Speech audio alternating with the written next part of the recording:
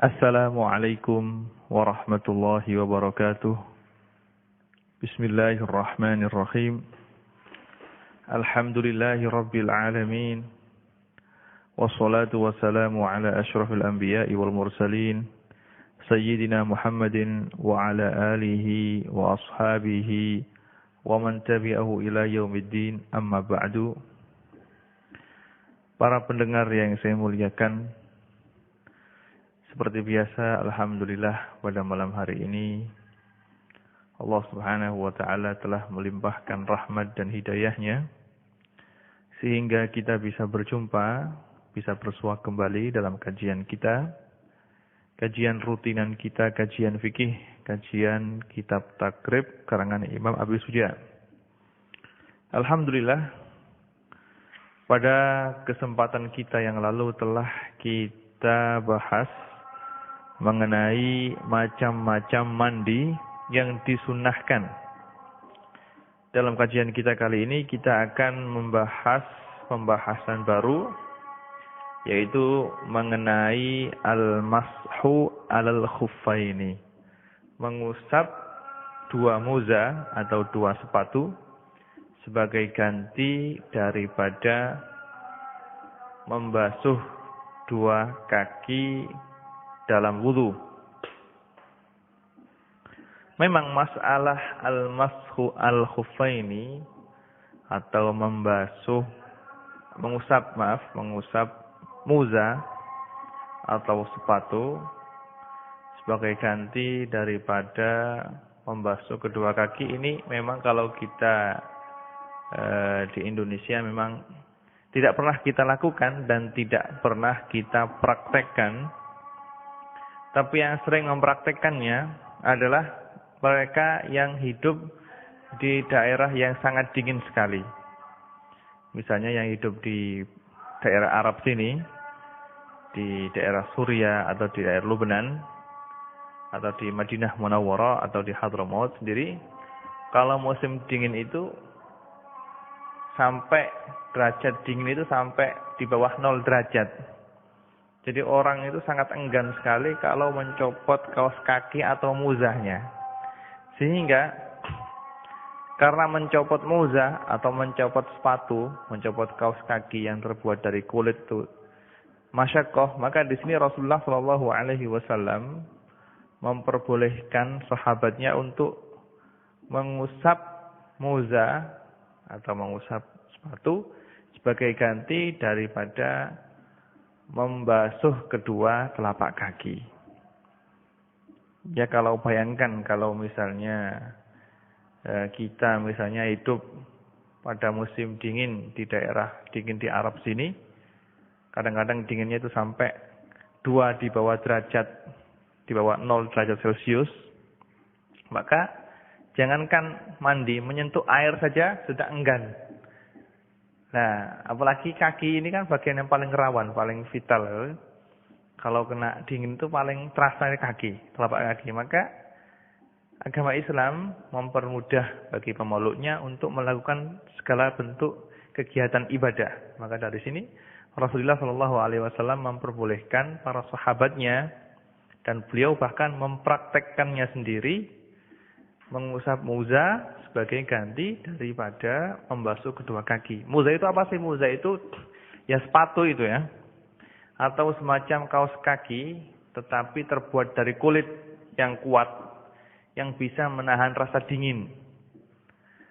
Ya, kalau di Indonesia jarang kita temukan. Atau sepatu bot yang panjang itu yang bisa menahan rasa dingin. Itu muza biasanya dipakai orang ketika bepergian ya, menempuh perjalanan jauh dengan naik onta atau naik kuda pada zaman dulu. Maka muza ini adalah keperluan yang sangat daruri atau termasuk kebutuhan primer seseorang yang hidup di daerah Arab sini pada musim dingin untuk mempunyai muza agar bisa menghangatkan tubuhnya. Maka kalau kita memang sebagai santri yang hidup di Indonesia, jarang bisa kita tasawurkan atau kita bayangkan bagaimana sih caranya mengusap muza itu bagaimana. Tapi kalau orang yang hidup di Arab sini ya sudah terbiasa mereka memakai muza, maka mengusap muza atau hukum dan cara-cara mengusap muza atau mengusap sepatu ini ya sering mereka praktekkan dan memang mereka doruri atau suatu kebutuhan mereka harus mengetahui hukum daripada mengusap dan cara-cara mengusap muza kalau mereka tidak mau membasuh kedua kaki. Bismillahirrahmanirrahim. Faslun wal mashu 'alal khuffaini jaizun. Mengusap kedua muza atau kedua sepatu jaizun itu diperbolehkan bisalasati syara'ita dengan ketentuan harus ada 3 syarat. Ayyabtadi'a lubsahuma ba'da kamalit thahara. Hendaknya orang tersebut memakai kedua muza setelah sempurna bersucinya. Wa ayyakuna satiraini limahallil ghusli minal qadamaini. Dan hendaknya kedua muza atau kedua sepatu menutupi bagian yang wajib dibasuh dalam wudu, yaitu menutupi telapak kaki beserta kedua mata kaki. Wa ayyakuna mimma yumkinu mutaba'atul masyi 'alaihima. Dan hendaknya kedua muza tersebut adalah kuat bisa dipakai untuk bolak-balik untuk memenuhi kebutuhan. Jadi muza tersebut dipakai untuk mondar-mandir untuk memenuhi kebutuhan orang yang memakainya. 3 syarat ini adalah syarat diperbolehkannya memakai muza dan mengusapnya sebagai ganti daripada membasuh kedua telapak kaki.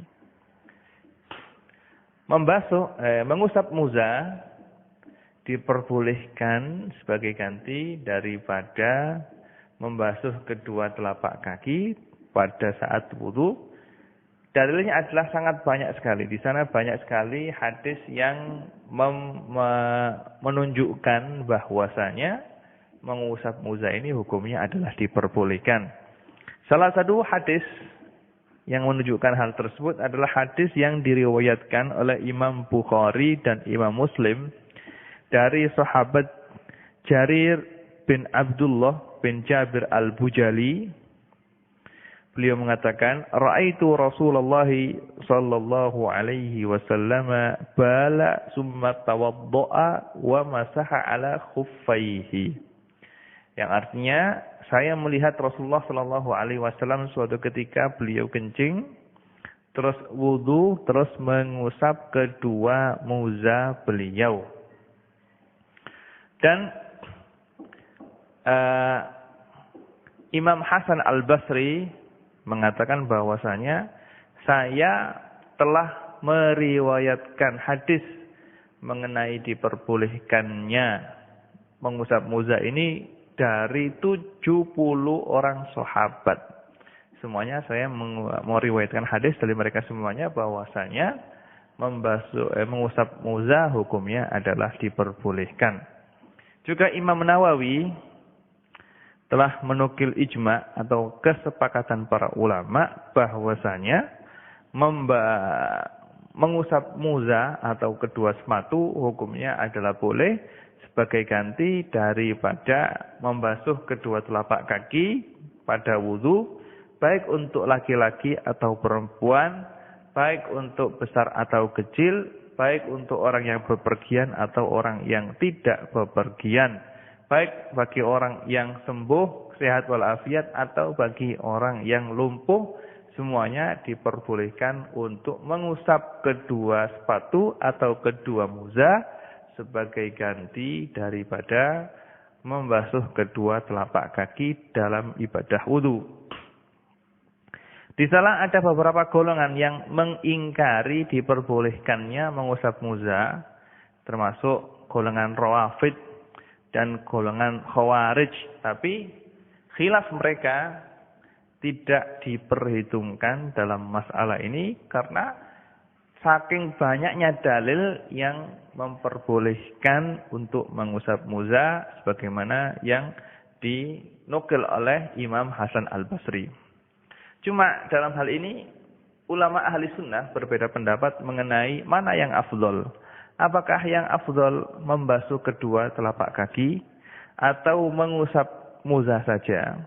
Nah, di sini terjadi perbedaan pendapat di antara ulama ahli sunnah. Untuk ulama Syafi'iyah, mazhabnya Imam Syafi'i mengatakan bahwasanya membasuh kedua telapak kaki lebih afdol daripada mengusap kedua sepatu atau kedua muza. Dan pendapat ini juga diriwayatkan dari Khalifah Umar bin Khattab dan putra beliau Abdullah bin Umar, juga diriwayatkan dari sahabat Abu Ayyub Al-Ansari radhiyallahu taala anhum. Sebagian ulama mengatakan bahwasanya mengusap kedua muza atau kedua sepatu itu lebih afdol, dan pendapat ini dinukil dari Sya'bi, seorang alim dari kalangan tabi'in, juga Hammad. Dan di sana juga ada pendapat yang ketiga yang mengatakan bahwasanya hukumnya adalah sama. Antara mengusap muza dan membasuh telapak kaki, hukumnya adalah sama. Dan pendapat ini adalah pendapat yang dikuatkan dan dipilih oleh Imam Ibnu Mundir dan ulama-ulama yang lainnya. Ala kulli halin, mengusap muza atau kedua sepatu hukumnya adalah boleh, tapi harus memenuhi beberapa syarat sebagaimana yang disebutkan oleh Imam Abi Suja. Imam Abi Suja di sini menyebutkan 3 syarat. 3 syarat. Cuma untuk para syuruh, ulama-ulama yang mensyarahi kitab Abi Suja, mereka menyebutkan beberapa syarat lagi yang tidak disebutkan oleh Imam Abi Suja sebagai penyempurna atas faedah yang dikemukakan oleh Imam Abi Suja. Syarat yang pertama adalah ayyal basa al-khuffaini jami'an ala taharatin kamilah. Hendaknya orang yang ingin mengusap muza sebagai ganti daripada membasuh telapak kaki, hendaknya mereka memakai muza ketika mereka sudah sempurna sesucinya. Jadi kalau tohara mereka sudah sempurna, maka baru mereka boleh memakai muza dan mengusapnya nanti kalau dia menginginkan wudu. Jadi kalau dia sudah tidak punya hadas besar dan tidak punya hadas kecil, baru dia diperbolehkan untuk memakai 2 sepatu atau 2 muza.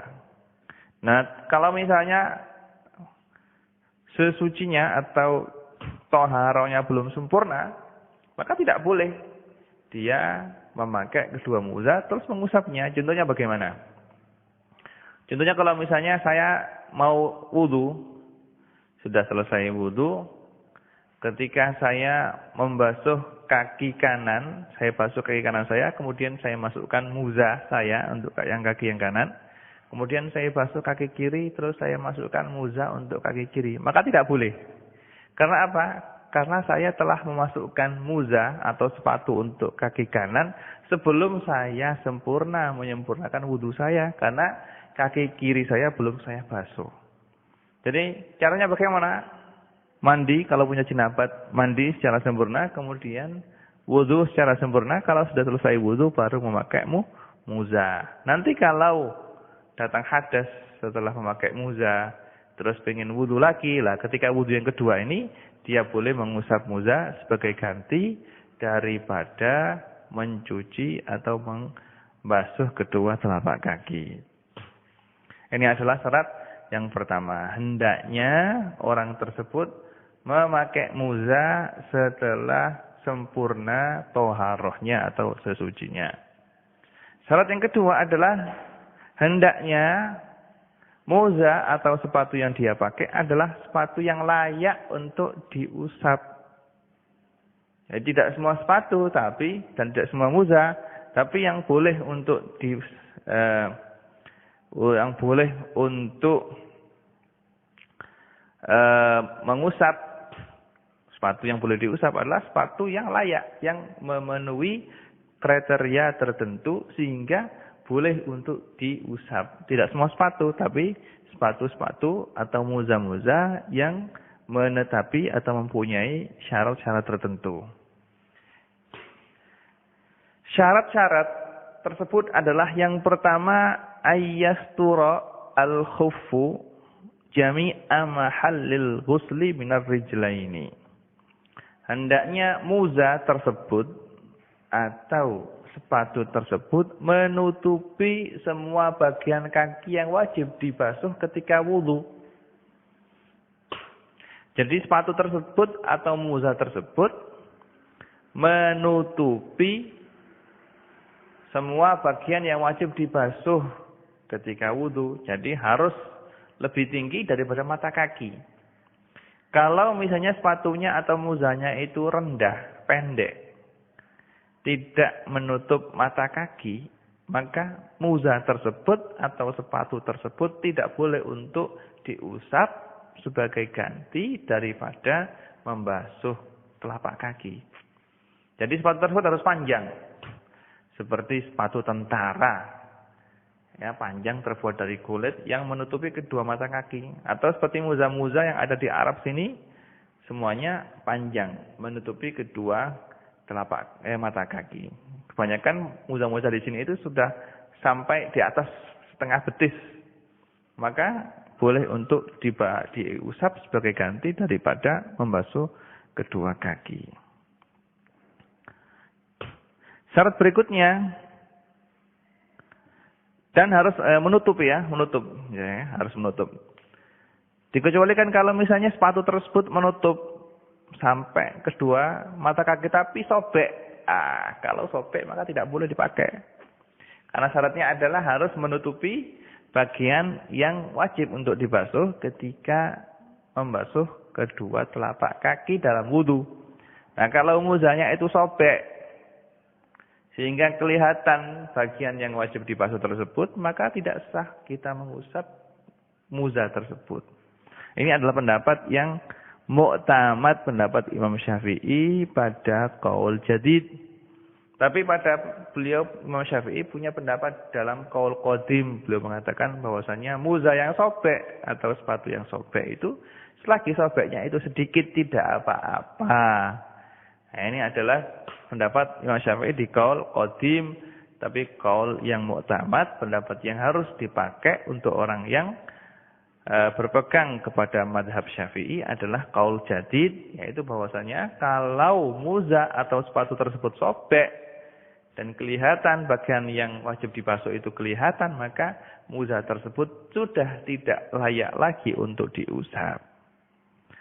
Syarat yang kedua untuk muza atau sepatu yang layak adalah hendaknya muza tersebut itu muza yang kuat, bukan muza yang tidak kuat. Harus muza yang kuat. Sekiranya kalau kita pakai muza tersebut untuk mondar-mandir, untuk memenuhi kebutuhan kita, kalau kita perlukan itu tidak cepat sobek. Nah, jadi harus kuat. Harus kuat. Kalau misalnya muza tersebut terbuat dari seperti kaos kaki terbuat dari kain, nah kalau kain kan dipakai tanpa ada alas sandal atau alas sepatu, dipakai begitu saja kan cepat sobek, maka tidak boleh untuk kita usap. Jadi muzanya itu harus benar-benar kuat. Harus benar-benar kuat. Yang ketiga, muza atau sepatu yang layak untuk diusap adalah sepatu tersebut bisa menahan masuknya air ke dalam kaki. Jadi sepatu tersebut benar-benar sepatu yang kuat. Dikecualikan kalau sepatu yang terbuat dari kain. Kalau misalnya kita masukkan air ke dalam sepatu tersebut, maka akan tembus keluar airnya. Maka sepatu atau muza seperti ini tidak boleh untuk kita usap. Paling tidak sepatu tersebut terbuat dari kulit, atau terbuat dari imitasi, atau terbuat dari plastik yang kuat, sehingga bisa menahan air kalau kita masuki air tidak keluar kecuali dari tempat jahitan. Kalau keluar dari tempat jahitan tidak apa-apa. Tapi kalau terbuat dari kulit atau terbuat dari kain, terbuat dari kain ya, seperti sepatu terbuat dari kain atau seperti kaos kaki, maka tidak boleh untuk kita usap seperti kita mengusap muza. Karena kaos kaki yang terbuat atau sepatu yang terbuat dari kain ini tidak memenuhi syarat sebuah muza yang boleh diusap. Yaitu harus bisa menahan masuknya air. Syarat yang keempat adalah muza atau khuf tersebut haruslah khuf yang suci. Kalau misalnya khuf tersebut adalah khuf yang najis, bahannya itu terbuat dari kulit babi atau kulit anjing, maka tidak boleh untuk kita usap. Karena muza tersebut asli adalah terbuat dari barang yang najis. Begitu juga kalau misalnya sepatunya itu ada najisnya di bawahnya, sebelum kita usap maka harus kita bersihkan dahulu dari najis tersebut. Karena selagi ada najisnya, maka tidak boleh untuk kita usap sebagai ganti daripada mencuci dan membasuh kedua telapak kaki. Ini adalah syarat yang keempat. Jadi 4 syarat ini harus dipenuhi oleh muza. Ini muza yang bisa untuk diusap dan layak untuk diusap. Plus ditambah dengan syarat yang pertama tadi, yaitu kita memakai muza ketika toharo kita sudah sempurna. Selagi toharonya belum sempurna, maka tidak boleh kita memakai muza terus kita usap. Kemudian setelah ini kalau diperbolehkan kita untuk mengusap muza sebagai ganti daripada mencuci dan membasuh kedua telapak kaki, diperbolehkannya itu berapa lama? Ini yang akan diterangkan oleh Imam Abi Suja. Beliau mengatakan, wa yamsahul muqimu yauman wa lailatan wal musafiru salasata ayyamin wa layalihinna. Diperbolehkan untuk mengusap muza atau mengusap sepatu tadi itu selama 1 hari 1 malam atau 24 jam bagi orang yang mukim, bagi orang yang tidak bepergian. Bagi orang yang bepergian boleh, diperbolehkan bagi mereka untuk mengusap muza sebagai ganti daripada membasuh dan mencuci kedua telapak kaki selama 3 hari 3 malam. Sekitar 72 jam. Ya, karena memang orang yang bepergian itu masyaqqah atau repot, sehingga dia lebih dikasih keluasan dalam mengusap muza. Dalil daripada hal ini adalah hadis yang diriwayatkan. Hadis yang diriwayatkan oleh Abi Bakrah. Abi Bakrah radhiyallahu anhu anna Rasulullah sallallahu alaihi wasallam arkhasa lil musafiri salasata ayyamin wa layalihinna walil muqimi yawman wa laylatan idza tatahhara wa labisa khuffaihi ayyamsaha alaihima. Jadi Rasulullah sallallahu alaihi wasallam memperbolehkan bagi orang yang bepergian untuk mengusap muza selama 3 hari 3 malam. Dan bagi orang yang tidak bepergian, diperbolehkan 1 hari 1 malam saja.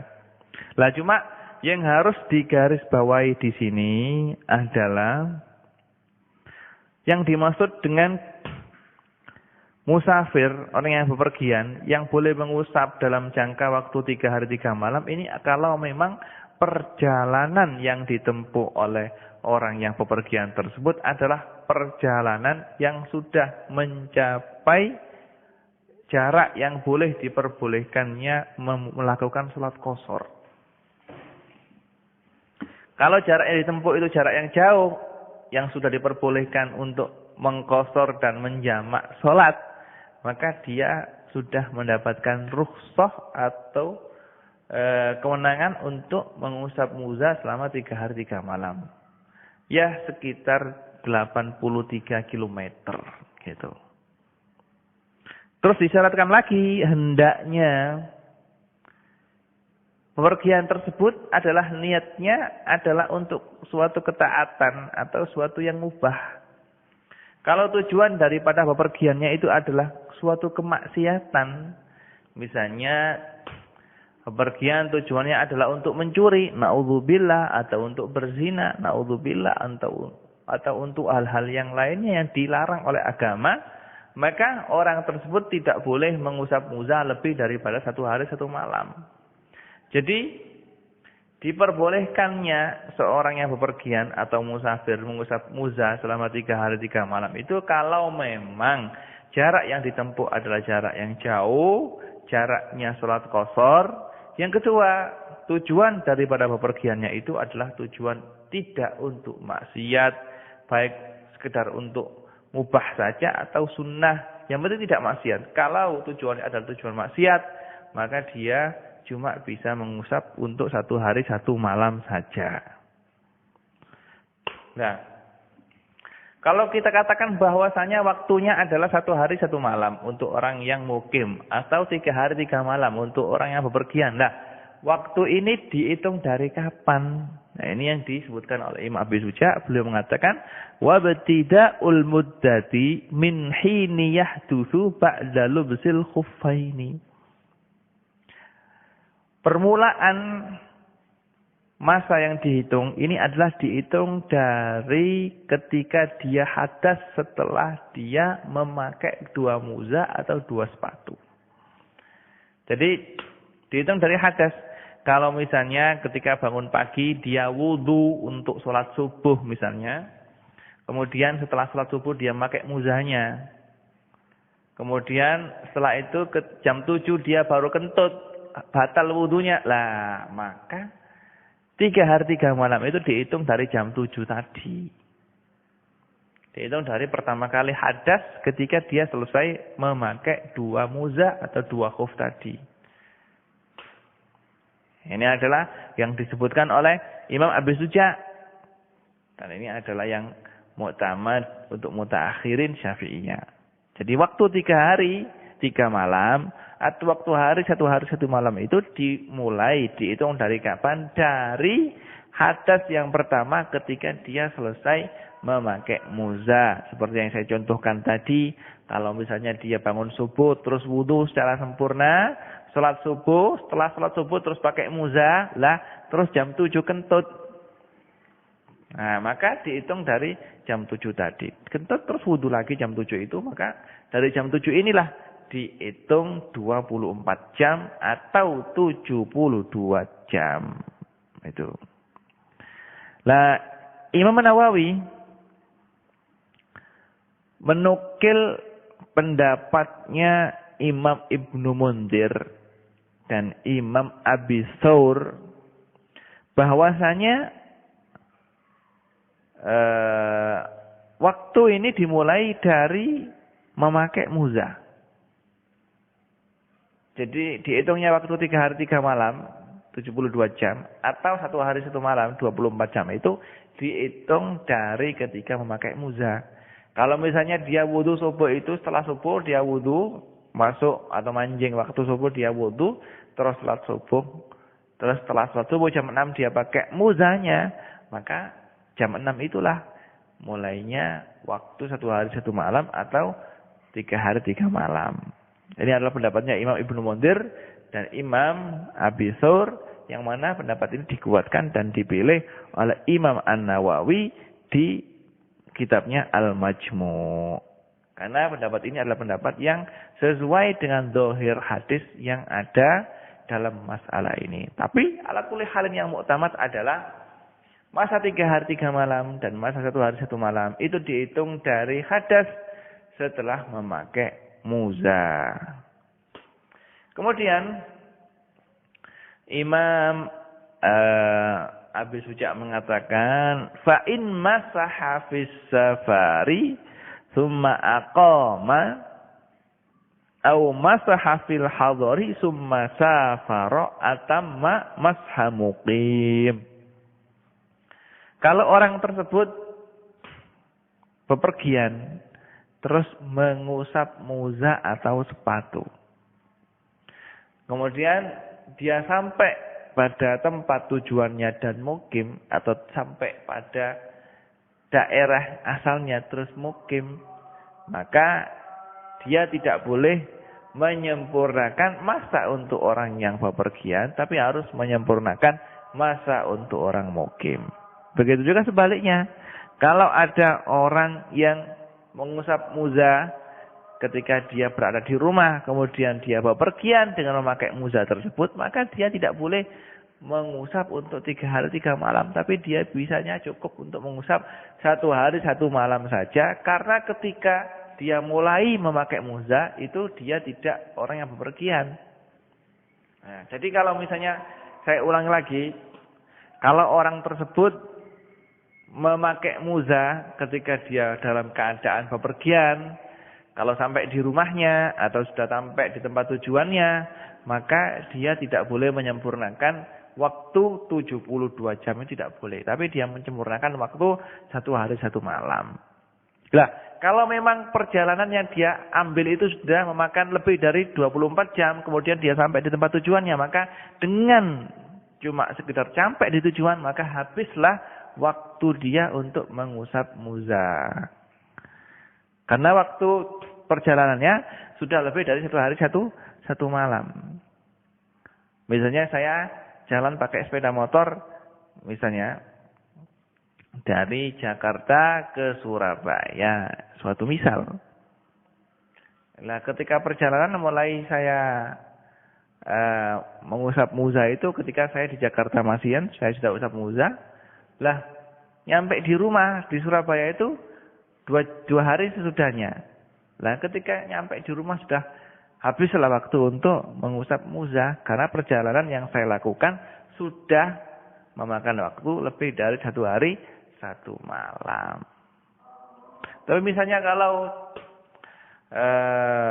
dalam perjalanan itu saya mengusap pada hari Kamis, hari ini misalnya, saya berangkat dari Jakarta misalnya jam 10 pagi. Jam 10 pagi. Terus sekarang saya kan dalam perjalanan, saya naik pesawat nyampe di rumah di Surabaya jam 10 malam. Lah, maka saya masih mempunyai waktu untuk sampai habis mengucap muza adalah sampai jam 10 pagi hari Jumat. Hari Jumatnya. Karena apa? Karena perjalanan saya tempuh belum mencapai 24 jam. Belum sampai 24 jam. Terus cara untuk mengusap muza ini bagaimana? Nah, cara untuk mengusap muza ini adalah yang diusap adalah bagian yang atas, bukan bagian yang bawah. Bukan bagian bawah, tapi bagian atas. Mengusapnya bagaimana? Ya diusap dengan tangan begitu saja. Tangannya dikasih air atau dibasahi dengan air terus diusap begitu saja. Tapi yang afdol adalah diusap dengan cara tangan kanan. Kalau kita memulai mengusap muza untuk kaki kanan, maka tangan kanan, kaki kanan, jari jemari kita, tangan kanan ini kita taruh di pucuk sepatu kaki kanan. Terus jari jemari tangan kiri kita taruh di pangkal telapak kaki yang bawah. Tangan kanan kita tarik ke atas dan tangan yang kiri ini kita tarik sampai ke pucuknya sepatu. Ini adalah cara yang afdol. Tapi kalau cara yang biasa juga boleh, yang penting diusap begitu saja boleh. Yang penting muzanya adalah muza yang suci, tidak ada najisnya. Kalau ada najisnya maka harus dicuci terlebih dahulu seperti yang saya katakan tadi. Imam Ali sebagaimana diriwayatkan oleh Imam Ali, beliau mengatakan, "Lau kana dinu birra'yi lakana asfalul khuffi aula bil mashi min a'lahu." Seandainya agama itu adalah bisa kita buat dengan akal kita sendiri, maka seyogianya bagian bawah sepatu itu lebih berhak untuk diusap dan dibersihkan daripada bagian atas sepatu. Tapi yang karena agama itu bukan bisa kita akal-akali dengan akal kita, sebagaimana diajarkan oleh Rasulullah, maka yang harus diusap adalah bagian atas sepatu, bukan bagian bawah sepatu. Meskipun bagian bawah itu adalah yang paling berhak untuk diusap, karena bagian bawah adalah yang bertemu dengan najis dan bertemu dengan kotoran. Nah, Kemudian setelah itu Imam Abi Suja mengatakan wa yabtulul mashu bi salasati asya bi khul'ihima wa inqidha'il muddah wa ma yujibul husla. Di sana ada hal-hal yang membatalkan mengusap muza. Di sini Imam Abi Suja menyebutkan 3 hal yang bisa membatalkan usapan untuk muza. Kalau terjadi salah satu dari 3 hal ini, maka habislah waktu untuk mengusap. Yang pertama adalah khul'ihima. Kalau muza tersebut tercopot salah satunya atau keduanya atau sobek ketika kita pakai, maka habislah waktu untuk mengusap muza, harus diganti dengan muza baru. Tapi kalau misalnya sepatu atau muzanya itu dicopot sebelum 1 hari 1 malam. Atau sebelum 3 hari 3 malam untuk orang musafir. Apakah dia wajib untuk membasuh kakinya saja? Tidak perlu wudu baru. Atau dia harus wudu baru? Nah ini ada 2 pendapat. Ada 2 pendapat. Yang rajih adalah kalau memang dia itu masih punya wudu dan dia mencopot muzanya, maka nanti kalau dia ingin sholat, maka cukup dia membasuh kedua kakinya saja, tidak harus wudu baru lagi. Kalau memang dia masih punya wudu terus mencopot kedua muzanya atau muzanya sobek. Wa inqidha'il muddah, batal mengusap muza ini kalau habis masanya. Kalau sudah berlangsung 1 hari 1 malam, maka sudah habis waktu untuk mengusap muza. Harus wudu baru dan mengusap baru. Begitu juga kalau dia kena sesuatu yang mewajibkan mandi. Seperti yang kita sebutkan kemarin. Misalnya dia yang mewajibkan mandi kemarin ada 6 hal. Yaitu keluarnya mani, atau bersetubuh, atau mati, atau kedatangan haid, atau kedatangan nifas. Maka kalau terjadi hal-hal tersebut, maka habislah waktu untuk mengusap muza. Habislah waktu untuk mengusap muza. Faslun fit tayammum wallahu a'lam. Lah habis dengan kajian mengenai masalah muza ini atau masalah sepatu ini, maka kita akan mengkaji masalah yang sangat penting, yaitu mengenai masalah tayammum. Karena pembahasan mengenai tayammum itu pembahasan yang panjang, maka insyaallah akan kita kaji untuk pertemuan kita yang akan datang. Di sini sebelum kita menutup kajian kita, ada sebuah pertanyaan dari seorang pendengar kita, yaitu dari Mas Japrasanta yang bunyinya, tadi disebutkan kalau di negeri yang ada musim dingin boleh mengusap muza. Pertanyaannya, kalau sampai junub apa boleh tayamum karena tidak mungkin mandi?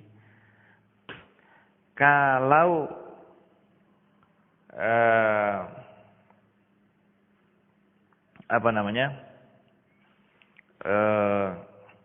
dia hidup di tempat yang sangat dingin seperti di kutub atau di daerah Arab sini ketika waktu dingin, maka kalau junub maka wajib untuk mandi dan wajib untuk menghangatkan airnya. Tapi alhamdulillah untuk di sini sekarang, zaman sekarang ini, di setiap rumah di daerah Arab ini atau di daerah kutub itu pasti ada penghangat air. Pasti ada penghangat air. Kalau dia bisa untuk menghangatkan air, baik dengan dimasak terlebih dahulu atau dengan dibakar, maka dia wajib untuk melakukan hal tersebut meskipun waktu sholatnya sampai keluar. Tidak boleh tayamum kalau dia masih bisa untuk melakukannya, untuk mandi junub atau mandi besar dengan menghangatkan atau memanaskan air yang mau dia pakai untuk mandi. Kalau memang tidak bisa sama sekali, karena tidak ada alat untuk memanaskan air dan tidak kuat untuk mandi, saking dinginnya, kalau mandi akan sakit atau akan kena penyakit, maka dia boleh untuk tayamum dan nantinya dia wajib untuk mengqadha atau mengulangi salat yang dia lakukan dengan tayamum tersebut, karena adanya udzur dengan barid ini adalah udhrun nadhir sebagaimana yang disebutkan oleh para fuqaha. Kiranya cukup sekian yang bisa saya jawab untuk pertanyaan Mas Hanta ini. Mudah-mudahan bisa difahami. Nas'alullah subhanahu wa ta'ala ayyarzuqana al-ilma wal amal wa yaj'ala ilmana hujjatan lana la hujjatan alaina. Wa sallallahu ala sayyidina Muhammadin wa ala alihi wa sahbihi wa sallam. Subhana rabbika rabbil izzati amma yasifun. Wa salamun alal mursalin walhamdulillahi rabbil alamin. Wassalamualaikum warahmatullahi wabarakatuh.